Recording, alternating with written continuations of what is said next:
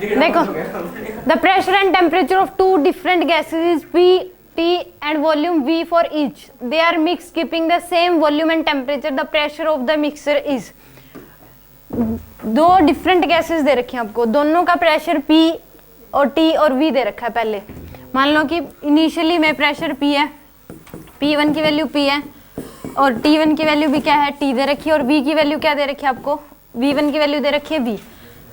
यानी कि इस केस में अगर आप लिखाओ PV इक्वल टू nRT, ये सिचुएशन होगी फर्स्ट केस के लिए, यानी कि n की वैल्यू क्या हो जाएगी इस केस में, फर्स्ट इक्वेशन ये मान लो। सेकंड भी क्या हो जाएगी, यानी कि N1, नंबर ऑफ मोल अलग अलग होंगे, फिर दो अलग अलग गैस दे रखे हैं, डिफरेंट गैसेज हैं।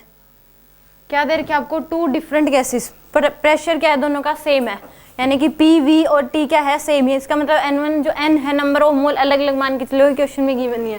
Second equation PV equal to क्या हो जाएगा, N2RT, ये क्या हो जाएगी आपके पास सेकंड इक्वेशन। अब इन दोनों को क्या कर दिया, मिक्स कर दिया, टेम्परेचर वही है, वॉल्यूम भी वही है, नया वाला प्रेशर क्या हो जाएगा वो पूछा गया है। तो इस केस में अननोन क्या है, N1 और N2, तो यहाँ से N1 की वैल्यू क्या हो जाएगी आपके पास, PV बाय में RT, और N2 की वैल्यू क्या हो जाएगी, PV बाय में RT, ये भी।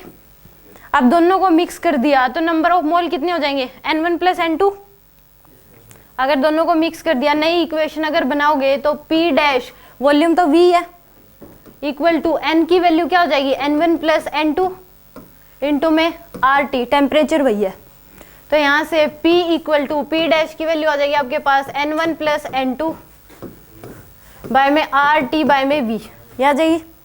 अब N1 की वैल्यू ये पुट कर दोगे, N2 की वैल्यू ये, तो यानी कि कितना हो जाएगा, 2PV बाय RT पुट कर सकते हैं। N1 प्लस N2 की जो वैल्यू है वो किसके बराबर आ जाएगी, 2PV बाय RT के। तो यहाँ पुट कर दो, P डैश की वैल्यू क्या आ जाएगी, 2PV बाय RT इंटू में RT बाय में V, V से V कैंसिल, RT से RT कैंसिल, P डैश की वैल्यू किसके इक्वल आ जाएगी, 2P के इक्वल, यानी कि प्रेशर जो पहले था उसके कंपैरिजन में क्या हो गया, अब डबल हो गया।